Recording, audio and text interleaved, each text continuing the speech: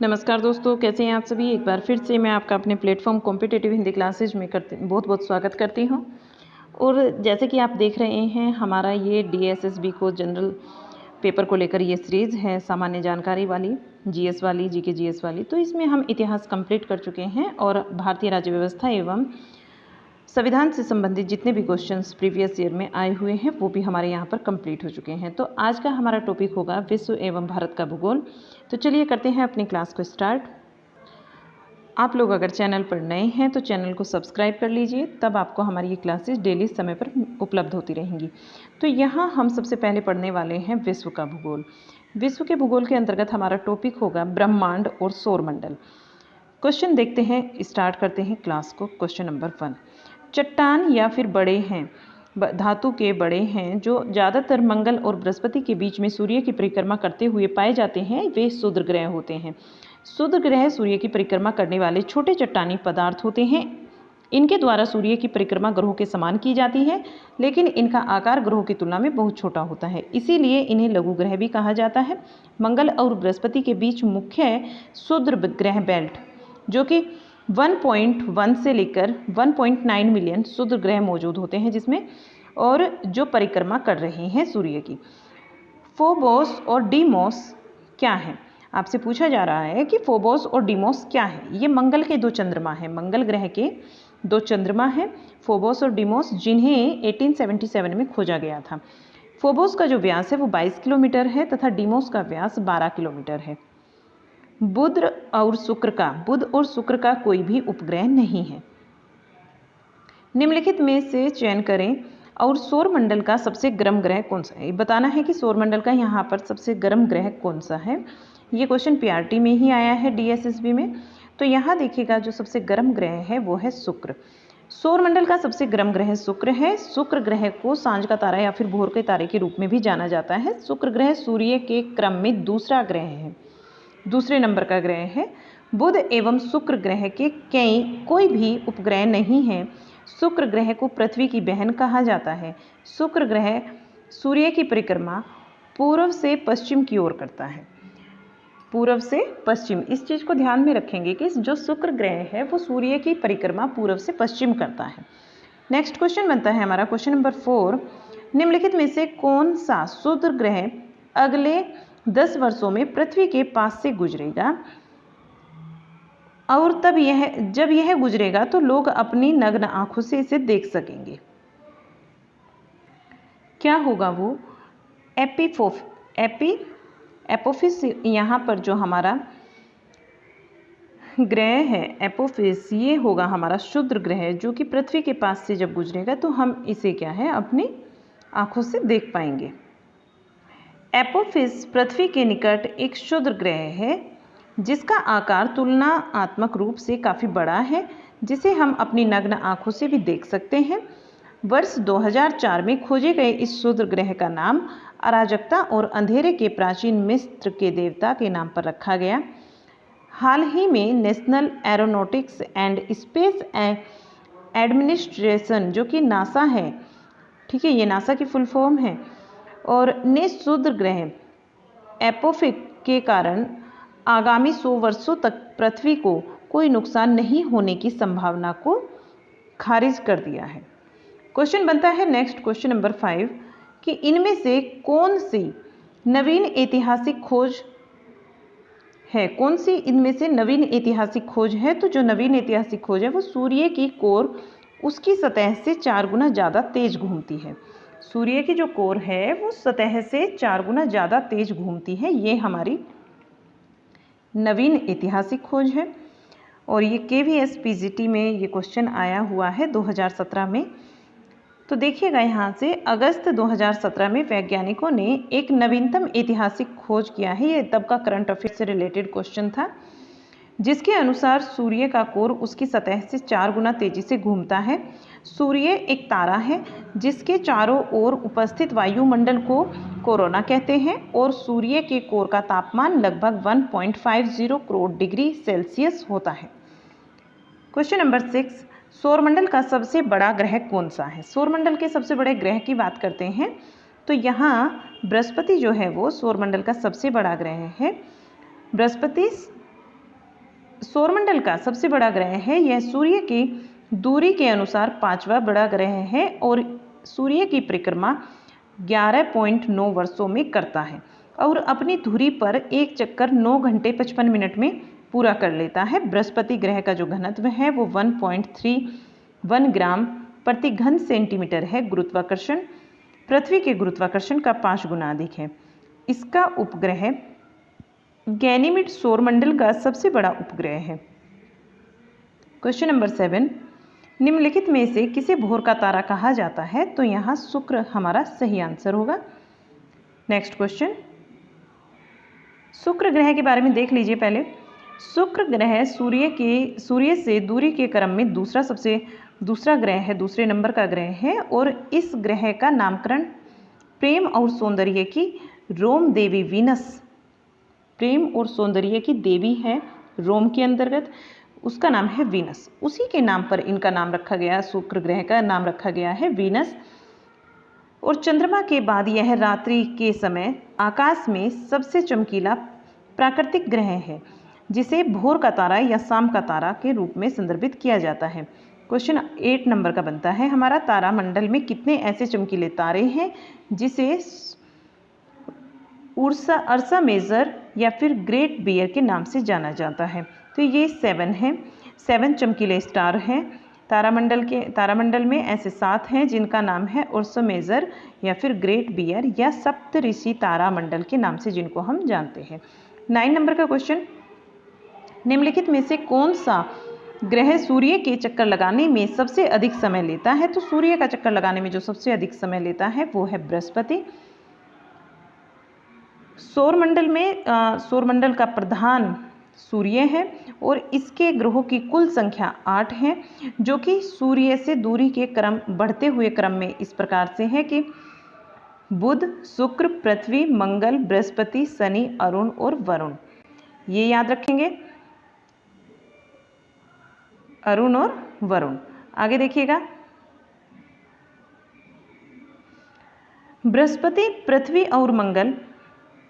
पृथ्वी, मंगल और शुक्र की तुलना में सूर्य से अधिक दूर स्थित है, अतः सूर्य का चक्कर लगाने में सबसे ज़्यादा समय बृहस्पति को लगेगा।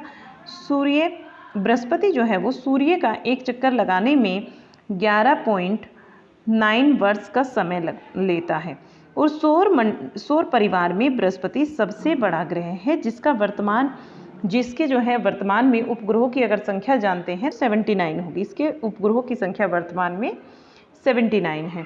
क्वेश्चन नंबर 10, रात्रि के समय आकाश में कौन सा लाल ग्रह प्रतीत होता है? अगर लाल ग्रह की बात करते हैं तो मंगल को लाल ग्रह के नाम से जानते हैं। रात्रि के समय में आकाश में लाल ग्रह दिखाई देता है, इसी लाल रंग का दिखाई देता है मंगल ग्रह और इसीलिए इसे लाल ग्रह भी कहते हैं। आयरन ऑक्साइड की अधिकता के कारण इसका जो रंग है इसकी सतह का वो लाल होता है। गुरुत्वाकर्षण में नेक्स्ट क्वेश्चन देखिए, गुरु ग्रह में अधिकृत चांद 2013 तक है। 2013 तक क्या है? गुरु ग्रह, यानी कि हम बात किसकी कर रहे हैं? बृहस्पति की बात कर रहे हैं। तो इसमें कितने हैं? 64।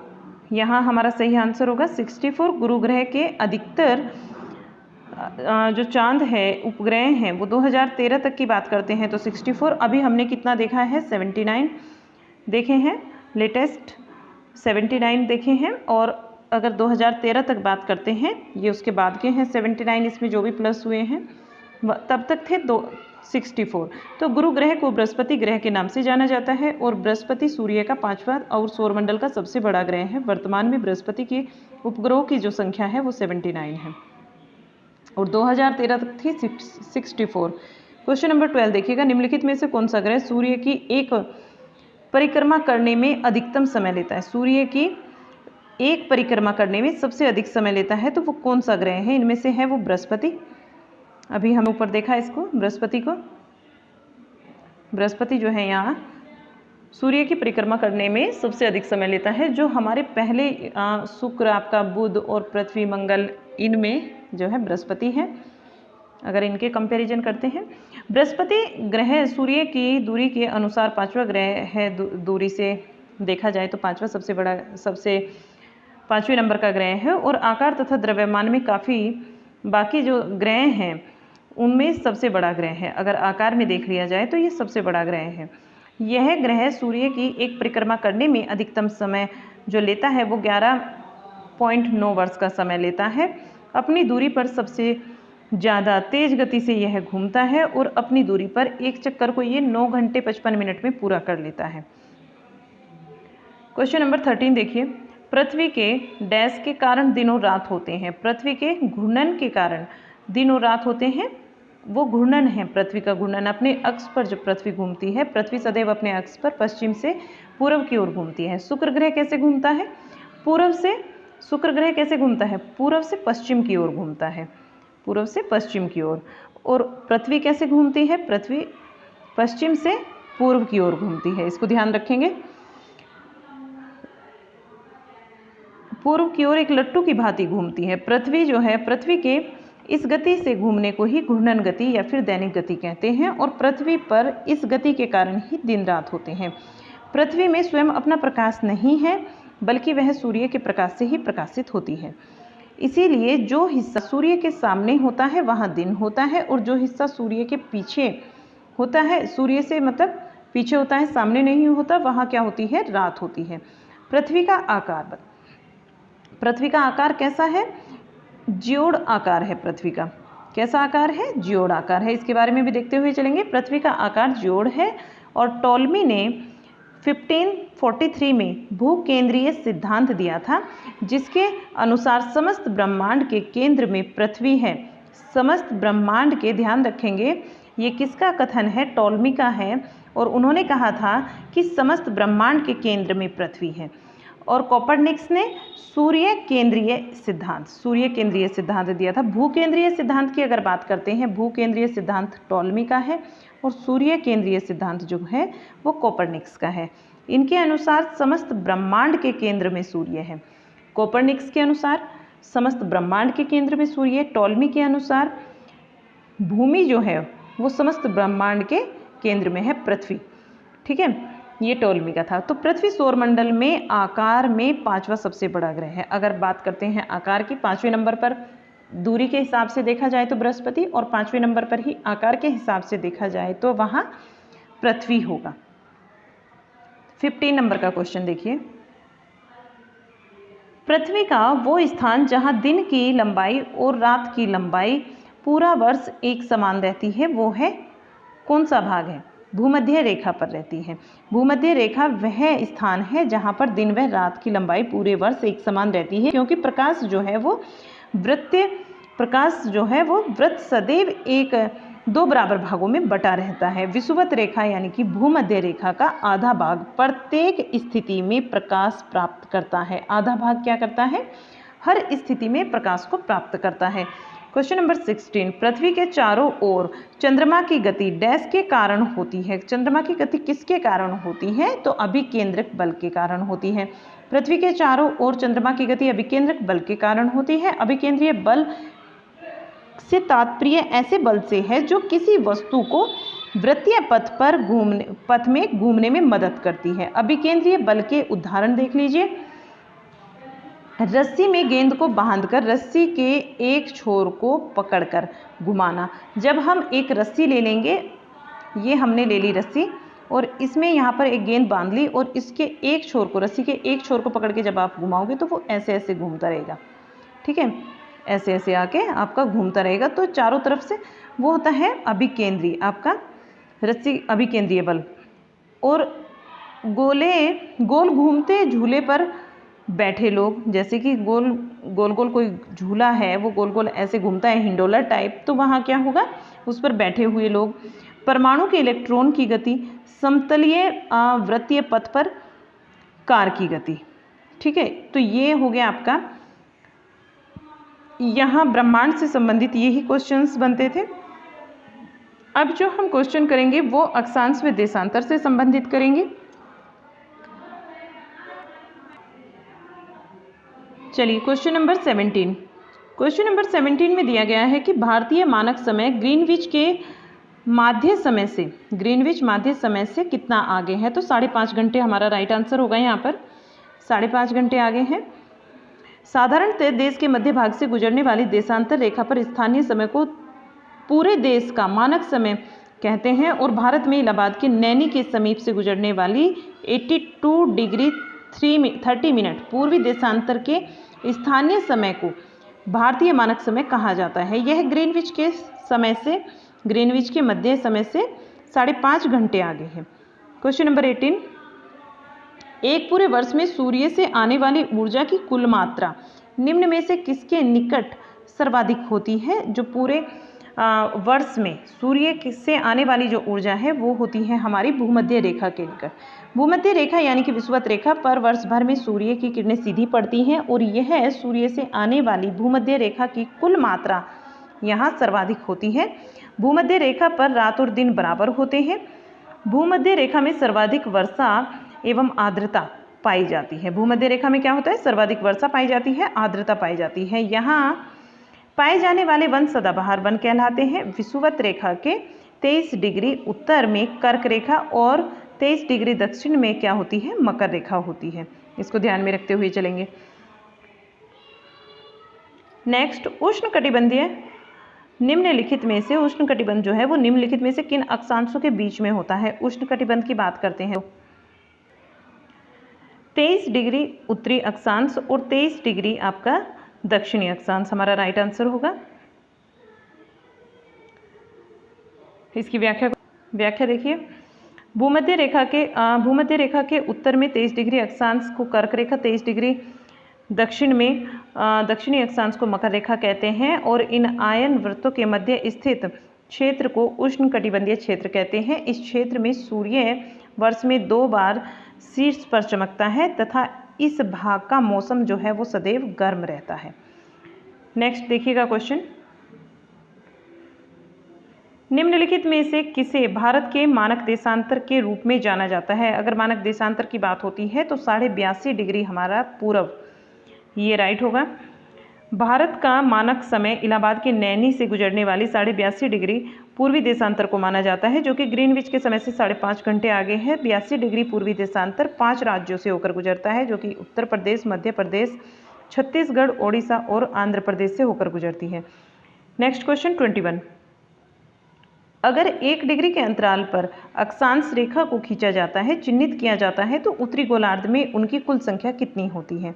उत्तरी गोलार्ध में संख्या पूछा जाता है तो 90 राइट आंसर होगा, क्योंकि भूपृष्ठ पर किसी स्थान का अक्षांश उस स्थान की वह कोणीय दूरी है जो कि विषुवत रेखा के उत्तर या दक्षिण यामोत्तर पर पृथ्वी के केंद्र के समीप से केंद्रमापी से गुजरती है। पृथ्वी के कहाँ से? केंद्रमापी से गुजरती है और एक ही अक्षांश पर स्थित स्थानों को मिलाने वाली रेखा को समांतर अक्षांश कहते हैं।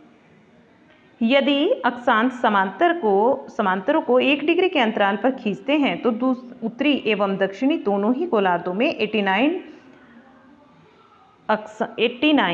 अक्षांश समांतर होंगे और इस प्रकार से विषुवत वर्त को लेकर अक्षांश समांतरों की कुल संख्या जो है वो 179 होती है।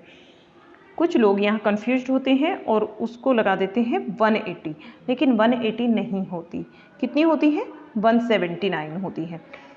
चलिएगा आगे देखते हैं। क्वेश्चन नंबर 22, देशांतरीय कोण दूरी को मापता है जिसको पृथ्वी की सतह पर बिंदु की डिग्री में व्यक्त किया जाता है। आदि अक्षांश के पूर्व अथवा पश्चिम में, आदि अक्षांश के पूर्व अथवा पश्चिम में देश के मध्य भाग से गुजरने वाली रेखा देशांतर रेखा है। यह एक भौगोलिक निर्देशांक है जो किसी बिंदु की पूर्व पश्चिम की स्थिति को व्यक्त करता है। यह कोणीय माप डिग्रियों में व्यक्त किया जाता है, लैम्डा के द्वारा निरूपित किया जाता है। क्वेश्चन नंबर 23, निम्नलिखित में से किस खाड़ी से होकर अंतर्राष्ट्रीय तिथि रेखा गुजरती है? अंतर्राष्ट्रीय जो तिथि रेखा है वो बेरिंग की खाड़ी से होकर गुजरती है। अंतर्राष्ट्रीय तिथि रेखा प्रशांत महासागर के मध्य में 180 डिग्री यामोत्तर पर उत्तर भारत से दक्षिण की तरफ खींची गई एक काल्पनिक रेखा है। यह रेखा बेरिंग की खाड़ी से होकर गुजरती है। घड़ियों का समय ठीक रखने के लिए अंतर्राष्ट्रीय तिथि रेखा के पूर्व से पश्चिम की ओर जाने पर एक दिन घटा देते हैं तथा पश्चिम से पूर्व की ओर आने पर एक दिन को बढ़ा देते हैं। क्वेश्चन नंबर 24, दो देशांतर रेखाओं के बीच समयांतर कितना है। दो देशांतर रेखाओं के बीच समयांतर की बात करते हैं तो 4 मिनट का समयांतर होता है। ग्रीनविच रेखा लंदन के ग्रीनविच नामक शहर से गुजरती है। ग्रीनविच रेखा पृथ्वी को दो लंबवत भागों में पूर्वी और पश्चिमी भाग में बांटती है और इस रेखा के पूर्वी दिशा में स्थित 180 देशांतर रेखाओं को पूर्वी देशांतर रेखा तथा पश्चिम की ओर जाने वाले को 180 डिग्री देशांतर रेखाओं को पश्चिमी देशांतर रेखा कहते हैं। पृथ्वी 24 घंटों में अपनी धुरी पर एक चक्कर लगाती है। 24 घंटे में क्या करती है पृथ्वी, एक चक्कर को अपनी धुरी पर ऐसे पूरा कर लेती है। अर्थात 24 घंटे में पृथ्वी जो है वो 360 डिग्री घूम जाती है। अतः पृथ्वी को 1 डिग्री घूमने में 4 मिनट का समय लगता है। अर्थात पृथ्वी को 1 डिग्री देशांतर तय करने में 4 मिनट का समय लगता है। क्वेश्चन नंबर 25, जब 20 डिग्री पूर्वी देशांतर स्थानीय समय सुबह के 10 बजे हैं तो 80 डिग्री पूर्वी देशांतर का स्थानीय समय क्या होगा। 80 डिग्री पूर्वी देशांतर का स्थानीय समय होगा 2 बजे। 2 कैसे बजेंगे यहाँ पर, देखिए ये कैसे होगा, यहाँ पर 2 कैसे बजेंगे, 2 PM कैसे होगा।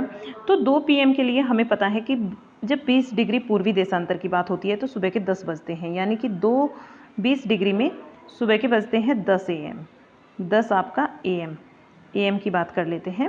और 20 से 80 तक जब हम पहुंचते हैं तो यहाँ कितने डिग्री होंगे, 60 डिग्री प्लस हुए आपके।